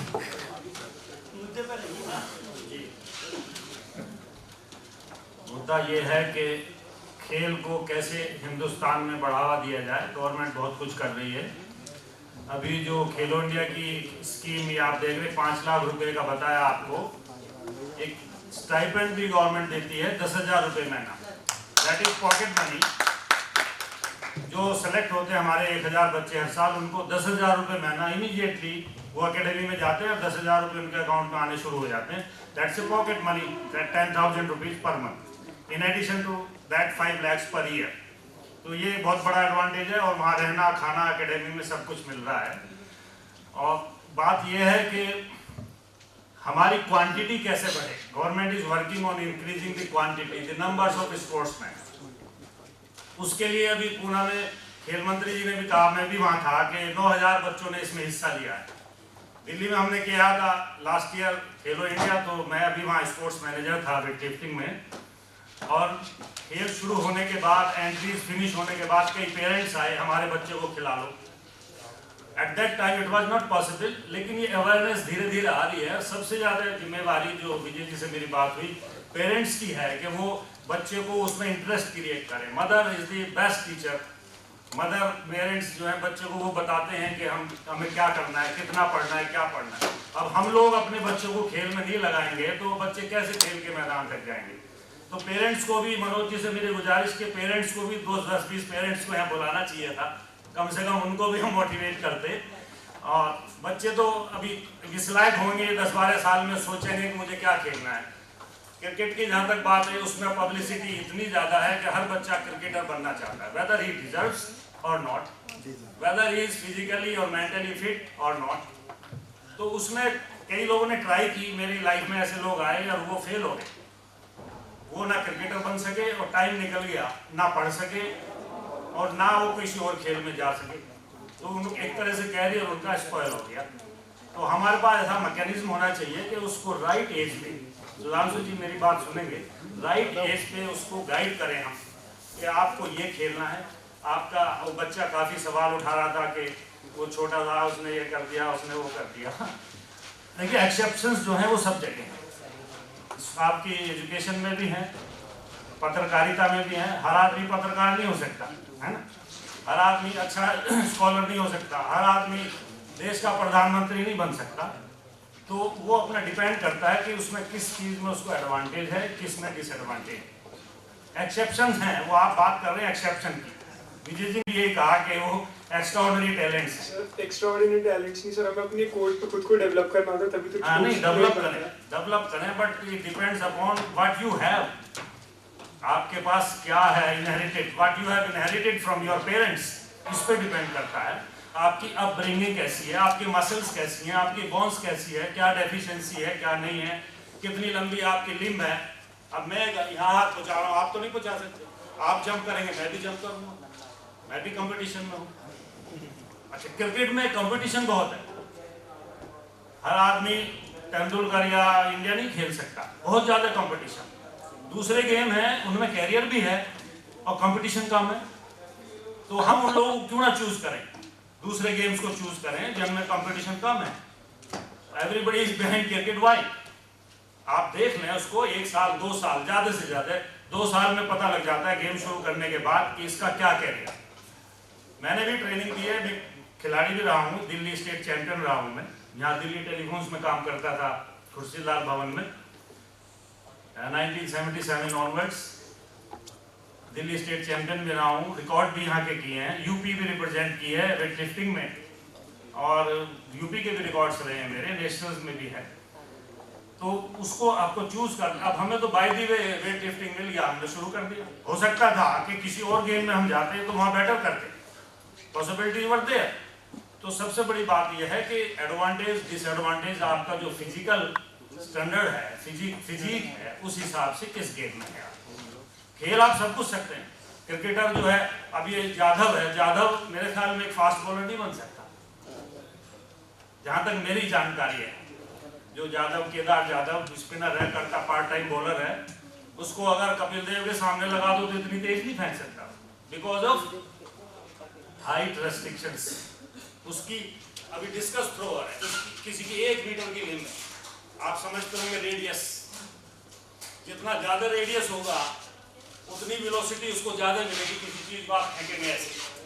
तो जिसकी लंबी लिम्ब है या हाइट ज्यादा है, वो जितनी दूर डिस्कस फेंक देगा, केदार जाधव नहीं फेंक सकता, ना मैं फेंक सकता। तो ये टेक्निकल चीजें, these are the technical things involved in sports. Sports बहुत टेक्निकल चीज है, बहुत ब्रेन चाहिए। विजय जी ने कहा education first, yes no doubt. अगर आप ब्रिलियंट हैं एजुकेशन में तो खेल में भी ब्रिलियंट हो।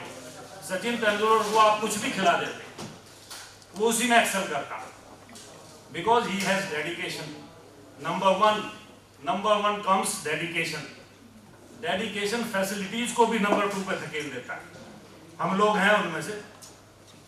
10 रुपए डाइट मिलती थी पूरे दिन की, जब हम लोग यूनिवर्सिटी वगैरह जाते थे 10 रुपए मिलते थे खाने के लिए, वो 7 रुपए ब्रेकफास्ट भी खत्म हो जाते थे। लेकिन डेडिकेशन था, हम लोग अपने घर से खाते थे, करते थे, शौक था। तो वो सब टाइम देखा। एक बनियान मिलती थी छपी हुई दिल्ली, बस वो टाइम बदल गई। ट्रेन के बाहर लटक के गए हैं, सेक्रेटरी जनरल के घर ट्रेन के बाहर लटक के गए हैं, पंजाब मेल के बरेली, वहां से 4 बजे जगा के उनको चिट्ठी ली, एंट्री, फिर कलकत्ता गए नेशनल्स में, and I lost 3.5 kg weight in the journey. मैं ये नहीं कह रहा कि आप डिस्करेज हो, पर मैं ये कह रहा हूं कि फाइट करिए। We need dedication more than anything else. जहां तक प्रोत्साहन की बात है, आपने वो लक्ष्मण, एक 10,000 मीटर का बच्चा, उसमें एशियन गेम्स में फाउल हो गया उसका कर्व पे, ट्रैक पे दौड़ रहा था, वो ध्यान नहीं रहा, उसको कर्व पे पैर उसका दूसरी लेन में चला गया एंड ही वाज डिस्क्वालीफाइड। वो गोल्ड मेडल लेता या सिल्वर मेडल लेता, क्या लेता वो तो टाइम बताता, तो डिस्क्वालीफाई हो गया। और हमारे खेल मंत्री जी ने, खुद ओलंपियन है, मेडलिस्ट हैं, ये फर्क पड़ता है प्रोत्साहन का।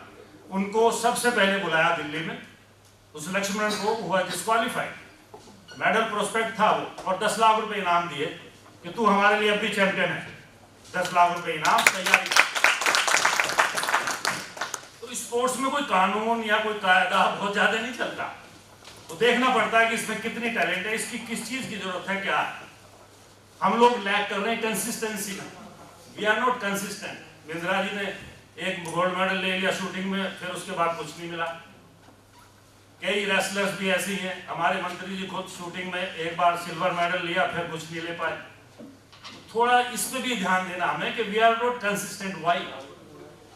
दूसरा, जूनियर्स में, इंडिया जूनियर्स में वर्ल्ड लेवल पे बहुत कुछ करता है, सीनियर में जाके टाइफिस हो जाती है, उसका भी रीजन ढूंढना है। एज प्रॉब्लम है, मैं हूँ 20 साल का, 15 साल 16 साल एज लिखवा दी, जूनियर में चैंपियन बन गया। ये थोड़ा सा अपने आप को भी देखना है, हमें ड्यूटीज भी देखनी है, और सरकार से भी देखना है क्या मिल रहा है क्या नहीं, डिमांड भी करनी, सब कुछ करना है। सबसे पहले हमें अपने आप को देखना है, अच्छे नागरिक बनना है। रोड साइड पर रॉन्ग साइड जा रहे हैं, वो कभी अच्छा स्पोर्ट्समैन नहीं हो सकता। स्पोर्ट्स में शॉर्टकट भी नहीं होता। We have to follow all rules and regulations and dedication. सबसे बड़ी चीज डेडिकेशन है, उसके बाद आप डिमांड करिए। अच्छा एथलीट एक कोच को भी चाहिए, अच्छा स्टूडेंट एक टीचर को भी चाहिए, अच्छा पत्रकार प्रेस को भी चाहिए। Press needs a very good पत्रकार, हर चीज को चाहिए। कोच, मैं अपनी कोचिंग का थोड़ा सा बताऊं कि अपने माँ बाप से झूठ बोल के बच्चे मेरे पास आते थे, इतना अट्रैक्शन था। I was more than the parents for them. तो कोच के पास जब तक ये अट्रैक्शन नहीं होगा, उनको वो रेगुलर नहीं ला सकता ग्राउंड पे।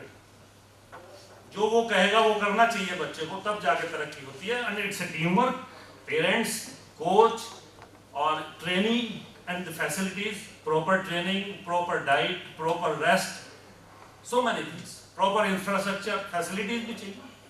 इट्स ए टीम वर्क, जिसकी टीम क्लिक कर गई वो गोल्ड मेडल ले लेगी। और बहुत बातें, thank you very much, God bless you all. बहुत अच्छी बात है आपने कही, बच्चों के लिए अच्छी पाठशाला साबित हुई होगी। वो पीछे से कुछ हाथ उठा रहा है, बोलना। हेलो सर, मेरा नाम नंदिनी वत्स है। सर, जूडो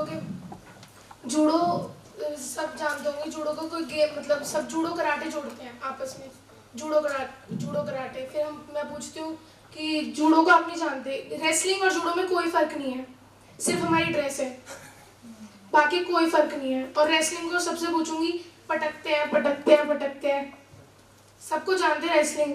वो सुशील कुमार जी का ऐड आता है घी का, जिसमें रेसलिंग करते हैं वो। और जूडो में और रेसलिंग में कोई फर्क नहीं है सर, वो बिल्कुल सेम है। सो हर गेम की अवेयरनेस होनी चाहिए कि हम, जैसे मैं किसी पूछूंगी क्रिकेट, वो जानते हैं बैट बॉल, रेसलिंग हाँ झुक के लड़ते हैं, पटक देते हैं, और जूडो बिल्कुल सेम है, सिर्फ हमारी ड्रेस होती है। और सर, मैं आपका नाम पूछना चाहूंगी सर दोबारा। हाँ सर, सलीम है सर। आप सीनियर थोड़ा जानते होंगे, आप नहीं जानते होंगे, आप सर अवेयरनेस होनी चाहिए, मतलब आप इतना अच्छा खेल। बच्ची का दर्द सामने आया निकल के, वो आइडेंटिटी को लेके खेलती है। विनोद खेल पत्रकार है गौरव, आइए आप कुछ खेलो इंडिया के बारे में बोलिए। दरअसल गौरव जो है वो भी इस संस्था के पीछे हैं, काम आते हैं सामने, लेकिन पिछले 8-10 साल से लगे हुए हैं बेचारे ये भी। सभी माननीय मेहमान लोग और जितने भी खिलाड़ी बच्चे हैं, मुझे बहुत अच्छा लगा आप सबको देख कर के। सभी जो पेरेंट्स हैं या टीचर हैं, फिजिकल ट्रेनर हैं, आप लोग यहाँ हैं, बहुत अच्छा लगा। एक बात जो यहाँ पर निकल के सामने आ रही थी, चर्चाएं हो रही हैं, उसमें सबसे अच्छी चीज़ ये लगी जैसे अवेयरनेस की बात है। जैसे मेरा छोटा भाई है, मैं बहुत छोटी सिटी से बिलोंग करता हूँ, पीलीभीत से, तो वो मेरा भाई जो है वो बैडमिंटन प्लेयर है, नेशनल बैडमिंटन प्लेयर है। और मुझे अच्छी तरह याद है, छोटा सा वाक्य है कि बरेली में ट्रायल्स हुए, मैं उसको लेके गया, बट बहुत सालों से वो प्रैक्टिस करता रहा, लेकिन हमें ये नहीं पता था कि हमें जाना कहाँ ट्रायल देना है, कौन अच्छा ट्रेनर है, कौन हमें जानकारी देगा कि हम किस तरीके से आगे बढ़े, मैं अपने भाई को कैसे आगे लेके जाऊं। तो जो एक जानकारी होती है, अवेयरनेस होती है, वो बहुत इंपॉर्टेंट है इस फील्ड में। मुझे बहुत स्ट्रगल करना पड़ा मुझे सही रूट तक जाने में कि मैं कैसे अपने भाई को कहाँ लेके जाऊं। क्या अपकमिंग टूर्नामेंट्स हैं जिसमें मेरा भाई निकले, आगे जाए और खेले, परफॉर्मेंस दे, सब कुछ रहा। लेकिन अब अवेयरनेस की बात होती है। जैसे अभी नंदिनी जो प्लेयर हैं, बहुत अच्छा उन्होंने बात कही कि अवेयरनेस नहीं है, एक आइडेंटिटी नहीं है कि लोग जानते नहीं उस तरीके से, जूडो को कराटे से जोड़ते हैं। तो यहाँ पे अवेयरनेस की बात होती है। सबसे अच्छी चीज़ ये है कि आज जो जिस तरीके से मिशन खेलो इंडिया का बड़ा है और वहाँ पर लोग खेल रहे हैं और अपनी आइडेंटिटी बना रहे हैं, तो यहाँ पर अवेयरनेस की बहुत ज़रूरी बात है। सर ने जैसे सवाल उठाया, विजय साहब ने, त्यागी जी ने, चौहान साहब ने बड़ी अच्छी बातें कही। तो सबसे निकल कर निष्कर्ष यही आता है कि सारी जो चीज़ें हैं वो फैसिलिटी ही नहीं होती। आपके अंदर डेडिकेशन कितना है, आप कितना अच्छा खेलते हैं, कितना अच्छा खेल को समझते हैं, उसको पहचानते हैं, अपने आप को कितना ढालते हैं और किस तरीके से मेडल लेके आने की पूरी अप्रोच रखते हैं, वो ज़्यादा मैटर करता है। तो यहाँ पर मैं गुजारिश करूँगा आप सभी जितने बड़े लोग बैठे हैं कि अवेयरनेस कैंपेनिंग जो है वो बहुत ज़रूरी है। बच्चों के साथ में अगर जब तक वो ज़रूरी नहीं होगा तब तक हम अच्छे फ्यूचर की स्पोर्ट्स में अच्छे फ्यूचर को हम नहीं देख सकते हैं। तो मेरा यही मानना है कि इस बात से शायद आप सभी लोग इत्तेफाक रखते होंगे कि गेम्स में, जैसे अगर हम छोटे शहरों की बात करते हैं, खेलो इंडिया बहुत अच्छा प्रोजेक्ट है, बहुत अच्छा कार्यक्रम है। छोटे छोटे गाँव में अभी भी बच्चे बहुत टैलेंटेड हैं जहाँ पर उनको ये नहीं पता कि वो आगे कैसे जाएं, किस कोच के पास जाएं, किस कोच के पास जाएं। और सबसे अच्छी चीज़ ये है कि वो खेलना तो चाहते हैं लेकिन उनके पास कोई मार्गदर्शन नहीं होता। तो एक ग्रासरूट लेवल पर इन सब चीज़ों की बहुत ज़रूरत लगती है। और आप लोग जो है दिल्ली के बड़े स्कूल से हैं और आपको सारी चीज़ें पता हैं, लेकिन अभी भी बात हो रही थी कि आप फॉर्म डाउनलोड या सबमिट नहीं कर पा रहे हैं और इसी वजह से बच्चे रह भी जा रहे हैं। तो सारी बात जो है जोड़कर यही आती है कि अवेयरनेस प्रोग्राम बहुत ज़रूरी है। और मैं मनोज जी से गुजारिश करूँगा कि अगला जो सेमिनार हो, इस तरह की वर्कशॉप हो, तो खेलों में अवेयरनेस को लेकर के इस छोटी सी पहल को भी आप इसमें जरूर शामिल करें। बस मेरा इतना ही कहना है। Thank you so much. कोई और बोलना चाहते हैं? धन्यवाद गौरव, बहुत अच्छी छोटी आपने स्पीच दी, बहुत अच्छी दी। सर ये अवेयरनेस के लिए I just want to add on 2 things. Gaurav ji ने बोला ये मेरे बच्चे बैडमिंटन के रैंकिंग के प्लेयर हैं सीबीएसई के। प्लीज सर बेस्ट 8 डबल्स के प्लेयर्स हैं। मैं चाहता हूं मैं इसी पे आ रहा था कि आप लोग अपना इंट्रोडक्शन दें और कौन क्या खेलता है, फिर उसका 2-1 स्पीकर और हैं, फिर हम लोग समापन करेंगे। मेरी अवेयरनेस की बात कंप्लीट हो जाए उसके बाद please. Thank you to allow me, because ये बच्चे अभी पीछे गुजरात खेलने गए, अहमदाबाद और वडोदरा, और वहाँ खेलने के लिए ये लोग गए। The tournament is a national level tournament, all India, pan India से बच्चे आ रहे हैं वहाँ पर। बच्चा गया खेलने के लिए, they were unaware, उनके पास शटल्स नहीं थी बच्चों को गेम स्टार्ट करने के लिए। Gujarat they tell the children to get the shuttles। बच्चे बोलते हैं हमारे पास अपने प्रैक्टिस के लिए शटल होगी, गेम के लिए शटल तो नहीं होगी। थोड़े 2 घंटे में बाहर शॉट लग जाता है शटल का, खरीद लो खेलो। CBSE national, so this isn't a complaint cell of course, but these are the limitations as a player we face, and this I'm talking। अब 15 साल से छोटे का बच्चा है, वो पेरेंट के साथ गया, अपने पेरेंट के साथ गया, तो वो कितना फेस करेगा। उस 15 साल के बच्चे की कितनी अवेयरनेस होगी? 15 साल ही की तो होगी ना, उससे ज़्यादा की नहीं होगी। वो पेरेंट सपोर्ट करता है उसको, और वहाँ जाके उसके पास खेलने के लिए शटल नहीं है, नेशनल करा रहे हैं, वो बोल रहे हैं शटल नहीं है, बाहर से खरीद लो। You are psychologically you are hit as a player. बहुत चीज़ें मैटर करती हैं। बड़े बड़े दिग्गज हमारे बीच बैठे हुए हैं स्पोर्ट्स के, they all know how psychologically you are affected when you are going as a ranking player. तो ये चीज़ें आपको कितनी मतलब तंग करती हैं जब इस तरह से जाते हैं। So these are the limitations we face of course. So this I am talking from the child's point of view. या Any girl or boy want to speak? अपना इंट्रोडक्शन दीजिए, आप लोग क्या खेलते हैं? सर हम बैडमिंटन खेलते हैं सर, दिल्ली स्टेट को सर 3 साल से खेल रहे हैं और 3 बार रिप्रेजेंट करा हमने दिल्ली स्टेट को सर। तो एक बार नाम बताएं सर, रुद्रांश और शिवांश सर। तो पिछली बार अभी लेटेस्ट दिल्ली स्टेट हुआ था सर, सर सुबह का हमारा मैच था 7 बजे का सर। खेलते खेलते सर रात के 2:30 बजे हमारा मैच खत्म हुआ और फिर सर सुबह वापस 8 बजे मैच अनाउंस हो गया सर। तो रेस्ट का टाइम ही नहीं मिलता। ठीक है, आप बहुत बढ़िया, अच्छी। नहीं आप स्टेट खेले, आप नेशनल खेलो और सुविधा मिलेगी। सर हम अभी यहाँ स्टेट खेलते हैं सर, तो हम यहाँ उस स्टेट में देखते हैं कि काफ़ी सारे नेशनल के सर काफ़ी सारे स्टेट प्लेयर्स होते हैं, वो अपनी एज कम करवा देते हैं, 17-18 ईयर्स के होते हैं, अंडर 13 में जीतते हैं। और फिर और वो जो नए प्लेयर्स होते हैं, और जो नए प्लेयर्स होते हैं जो चाहते हैं कि वो आगे बढ़े, वो आगे बढ़ नहीं पाते, उन्हें उनका सारा मोटिवेशन वो वहीं पे खत्म कर देते, तो उसके लिए He big point. He raised a big point. Old problem, too old problem. So, but as a whole, we haven't, even as adults, we haven't been able to take all of this.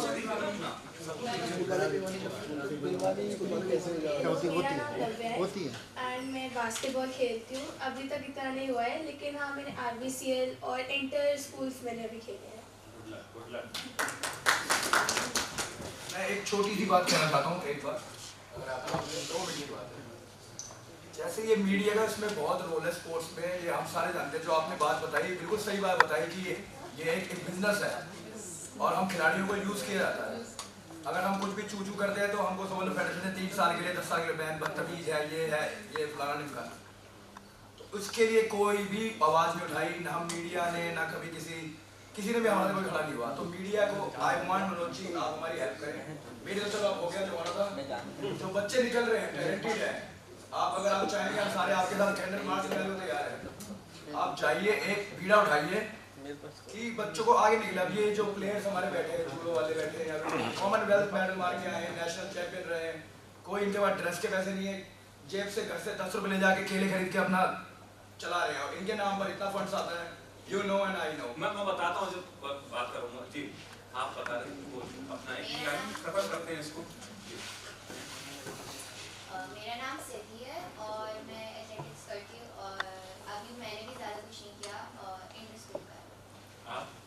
मेरा नाम रचना है और I play basketball and I participated in RBCL and मैंने inter school ली। मेरा नाम श्रेया है and I play basketball. I have played zonals, inter zonals and RBCL and many school level basketball.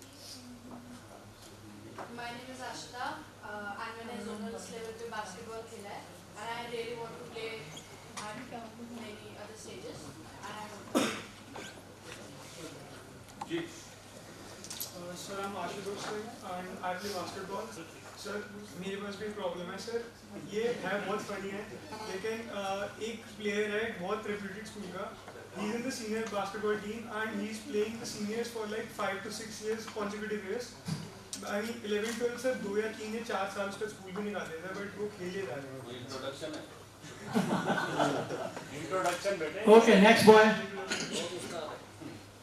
Good morning, my name is Siddharth.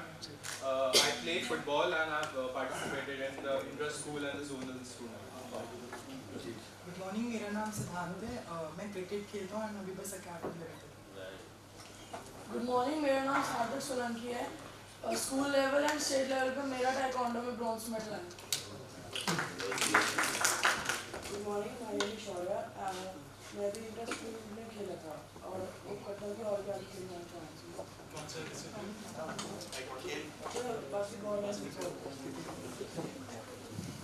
Next. मेरा नाम सुशांत है, मैं football खेलता हूँ अभी जोनल लेवल पे, बट आगे और रीच करूँगा। Next.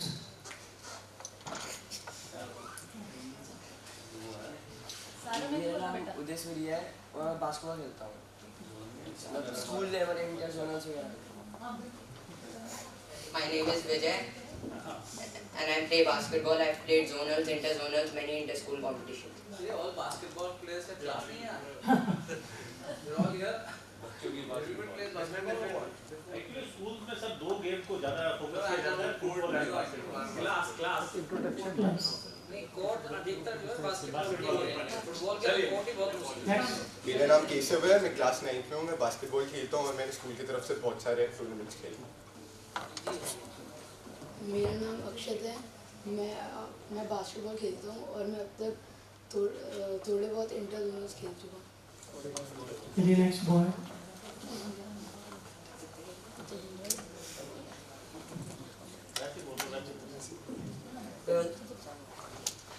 तो मेरा नाम देवांश है और मैं फुटबॉल खेलता हूँ।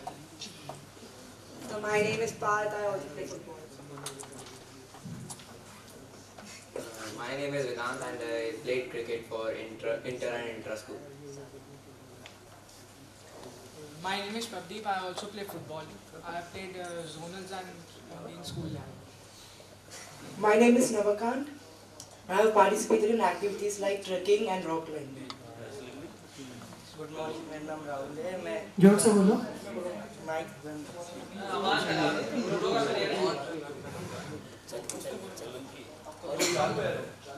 गुड मॉर्निंग, मेरा नाम राहुल सोलंकी है. मैं कॉमनवेल्थ चैंपियनशिप में गोल्ड है और ओपन यूरोपियन चैंपियनशिप में.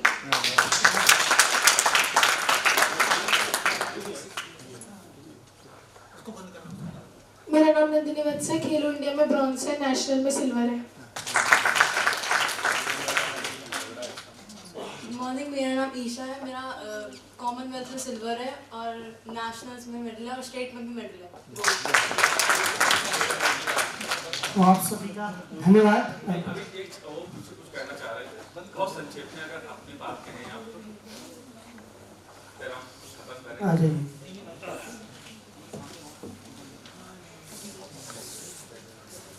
वैसे मैं बता दूं, हमारे बीच विपिन जैन जी हैं, बीजेपी के बड़े वरिष्ठ नेता हैं ईस्ट दिल्ली के और कई खेलों प्रोग्राम से भी जुड़े हुए हैं. मनोज सैनी जी हैं, आप झिलमिल में अपना काम करते हैं. अरविंद गोस्वामी, ऐसे तमाम लोग अलग अलग फील्ड के हमारे साथ इस समय हम मौजूद हैं. सभी का स्वागत मैं करता हूँ. मेरा नाम योगेश केसरवानी है. मैं स्पोर्ट्स कॉलेज लखनऊ से शुरू से फुटबॉल खेलता चला रहा हूँ. केसरवानी जी, क्या यार पीछे बैठे हो. एक्चुअली क्या है कि हमारे एक कोच साहब थे, पहले वो इंडियन हॉकी में मतलब इंडिया टीम से खेले थे. श्री जमनलाल शर्मा जी नाम था उनका, सर आप लोग जानते भी हो. तो कहना है स्पोर्ट्स में कोई शॉर्टकट नहीं होता. यूपी के डायरेक्टर रहे स्पोर्ट्स का. वो कहते थे स्पोर्ट्स में कोई शॉर्टकट नहीं होता. और अगर आप आराम करना चाहें तो ये रेशम का गद्दा भी आपको एक दिन गड़ने लगेगा. इसलिए आपको ग्राउंड डेली जाना है. और रही पीछे की शिकायत, इसको लेके आप कभी आगे नहीं बढ़ सकते. पता नहीं कितनी गरीब कंट्रियाँ ऐसी हैं, जमैका है, वेस्ट इंडीज है, और जो आप जानते हैं एथलीट में वो इतना आगे हैं कि शायद लगेगा कि उनके पास खाने को पैसे नहीं है, लेकिन वो स्पोर्ट्स में आगे बढ़ते जाते हैं. उनके यहाँ तो सिस्टम हम लोगों से बहुत गंदा है. हमारे यहाँ तो एक दूसरे को पहचान भी लेते हैं. उनका तो डायरेक्ट मर्डर है. उठाया चाकू, अगर कहीं कोई जा रहा है तो उठा के मार दिया. आप ये नेचुरल है, उनके ग्राउंड लेवल पे चल रहा है. लेकिन आपको आगे बढ़ना है, दुनिया की कोई ताकत आपको रोक नहीं सकती.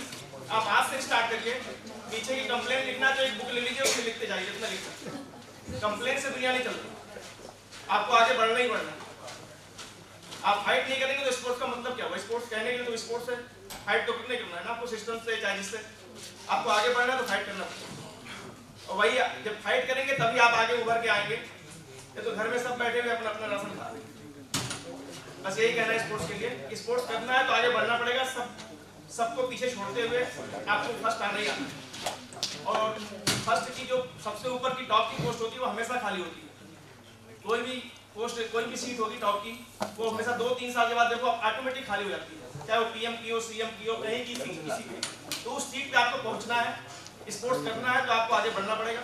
आप सारी शिकायतों का कोई पुलिंदा जो है पीछे छोड़ते जाइए. अपने को एक अच्छे चेहरे से उत्साह लाइए. अपने आप गोल्ड मेडल आपके हाथ में होगा. Thank you.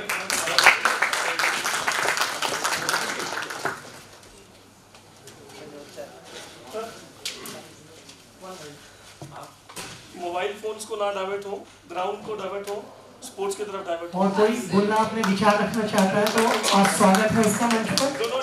खेलो इंडिया के बारे में या अपने अनुभव साझा करना चाहता है तो आ सकता है. खबर देनी है,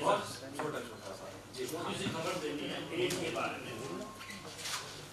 कई बच्चों ने एज के बारे में, तो खेलो इंडिया में क्या गवर्नमेंट ने शुरू किया है कि बोन स्कैनिंग शुरू कर दी है. एज असरटेन करने के लिए बोन स्कैनिंग शुरू कर दी है. और जो बच्चे सेलेक्ट हो जाते हैं उनकी सबकी बोन स्कैनिंग होती है. उससे एज डिसाइड करके उस हिसाब से उनको फिर आगे लिया जाता है. और जो बच्चे ओवर एज होते हैं उनको वापस घर भेज दिया जाता है.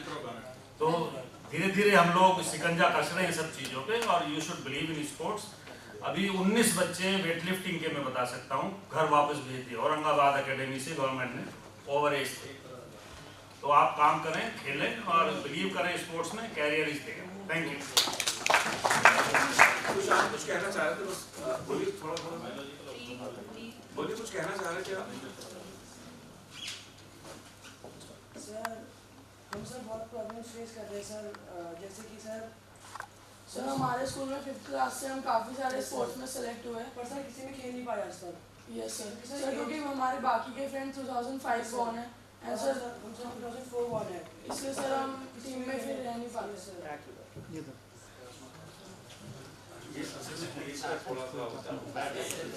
स्कूल एडमिशन एज के उसके accordingly their birth age overage बच्चे आ जाते हैं। हाँ, बिकॉज़ जो एक स्पैन होता है कहने का आखिर में मैं 3 या 6 महीने आगे पीछे हो रहे हैं तो उसके अंदर फॉल नहीं करते standard then they're not allowed to category wise that is set by the associations so they don't have a wider range of participation from all age groups.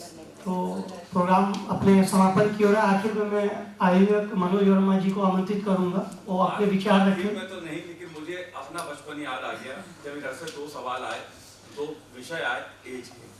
ये बेटा आज का सवाल नहीं। जब मैं स्पोर्ट्स कॉलेज में था मुझे अच्छा लगा योगेश भाई यहाँ पर आए, ये भी हमारे पुराने साथी हैं। मनीष भी स्पोर्ट्स कॉलेज से हैं, मैं भी स्पोर्ट्स कॉलेज का हूँ, लखनऊ, जिसका नाम सुना होगा। सर ने पढ़ाई की बात कही तो स्पोर्ट्स कॉलेज में पढ़ाई और खेल दोनों एक साथ होता है। पहला देश का एकमात्र स्पोर्ट्स कॉलेज था जिसमें पढ़ाई और स्कूल दोनों एक साथ कराया जाता था। तुम्हारे बचपन से मुझे ये बात याद आ गई कि जब मैं खेलता था तब भी इसका चक्कर पड़ा कि एक लड़का था वो अपनी एज कम करा लाया। हम तो आगे निकल गए लेकिन वो अंडर 15 खेल गया और बहुत महान खिलाड़ी बन गया बाद में, तो सब याद है हमको। और ये चीज अभी भी हो रही है। लेकिन अच्छी बात यह है कि खेलो इंडिया के जरिए सरकार ने अगर एज का, आधार का, इन सब चीजों को जोड़ना शुरू किया है तो एक ईमानदारी का चरण शुरू हुआ है। मैंने शुरू में कहा था कि पूर्व प्रधानमंत्री इंदिरा गांधी के समय में एशियाड हुआ था और उसके बाद एशियाड के बाद टैलेंट हंट देश में चला था, जिसमें हम सेलेक्ट होकर स्पोर्ट्स कॉलेज पहुंचे थे, जिसके तहत हमको स्पोर्ट्स अथॉरिटी ऑफ इंडिया ने स्कॉलरशिप दी थी। और आज मुझे खुशी इस बात की है, ये सरकार, इसलिए इंदिरा जी की बार बार बात कर रहा हूँ, आज प्रधानमंत्री नरेंद्र मोदी जी का जो मिशन है खेलो इंडिया, मैंने आपको उनका वो दिखाया था, कहीं भी उसमें पॉलिटिकल बात नहीं की। हमें ईमानदारी के साथ खेलों की बात करनी पड़ेगी। राजनीति होगी, आएंगे नेता जाएंगे, लेकिन खेल अपनी जगह रहेगा। और जब एक खिलाड़ी खेलता है तो अपने तिरंगे के लिए खेलता है। इसीलिए इस कार्यक्रम का शुभारंभ हमारा मोटिव खेल है और तिरंगा है और कुछ नहीं है इसके सिवा। एक दूसरी बात और खेलो इंडिया के संबंध में, जब मैं खेलता था तो कई बार सोचते थे, योगेश जी भी, मनीष जी भी सोचते होंगे, मनीष बाद में आते थे और कई टूर्नामेंट शुरू हो गए थे। मैं तो 84-83 की बात आपको भी जब बता रहा हूँ तो एक लंबी कतार हमारे आगे रहती थी। मैं क्रिकेट खिलाड़ी था। शशिकांत खांडेकर, राहुल सप्रू, सबके नाम आप लोगों ने सुने होंगे, यूसुफ अली खान, भास्कर पिल्लई, दिल्ली के बहुत बड़े खिलाड़ी हुआ करते थे। लेकिन लंबे समय खेलने के बावजूद ये लोग कभी इंडिया नहीं खेल पाए। भास्कर पिल्लई जी को बहुत बाद में मौका मिला। उस समय इस तरह का टूर्नामेंट ही कोई नहीं होता था। हम लोग की पीड़ा होती थी कि खेलो इंडिया जैसी सुविधा उस समय क्यों नहीं थी। आज प्रीमियर लीग हो रही है, वो पहले क्यों नहीं थी। शायद आज योगेश जी कहीं और होते, मनीष कहीं और होते, मैं कहीं और होता। ये सब सुविधाएं तो पहले और थी नहीं। आज प्रधानमंत्री सीधे खिलाड़ियों से बात कर रहा है, देश का नरेंद्र मोदी जी सीधे बात कर रहे हैं। ये एक बड़ी चीज है और इस बदलाव को महसूस करना चाहिए हम सब।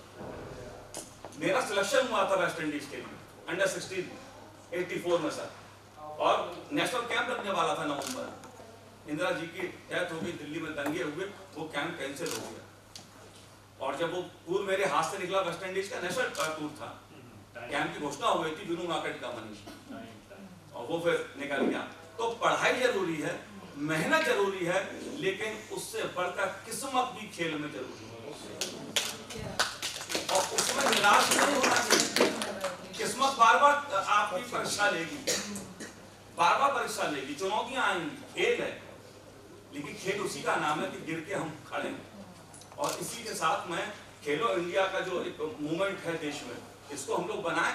सरकार किसी की रहे, किसी की नहीं रहे, नेता कोई रहे कोई नहीं रहे, हम लोग खेल की भावना के साथ खेलो इंडिया करें, तभी भारत खेलेगा, तभी भारत बनेगा। आप सबका बहुत बहुत शुक्रिया। उससे पहले मैं चाहूंगा विजय भाई, कुछ हमारे खास गेस्ट लोग आए हैं, आप उनका थोड़ा सा सम्मान करें कुछ, ताकि हौसला उन लोगों का भी बढ़े और हम उसी के साथ चाय पे आमंत्रित करता हूँ विजय जोगपल्ली जी को। आगे आ जाए।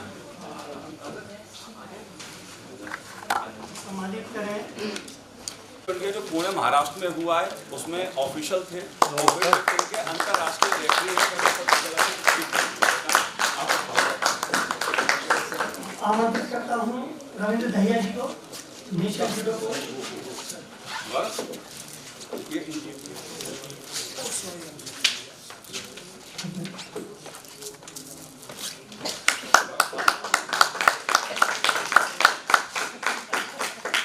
रविंद्र दहिया जी। दहिया साहब अंतर्राष्ट्रीय कोच हैं जूडो के, सड़क गलत हो ठीक कर दीजिएगा, और एशियाड में भी रहे हैं उसके कोच नेशनल टीम के।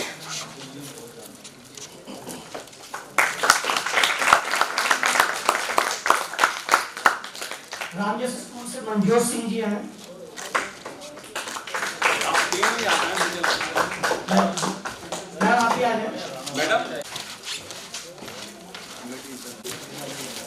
साथ में है मनजोत सिंह, आप इधर आ जाइए मैडम, एक साथ ले लेना, सबके साथ ले।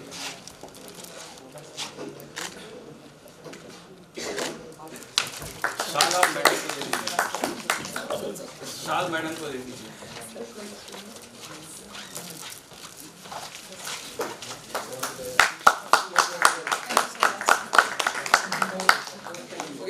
यस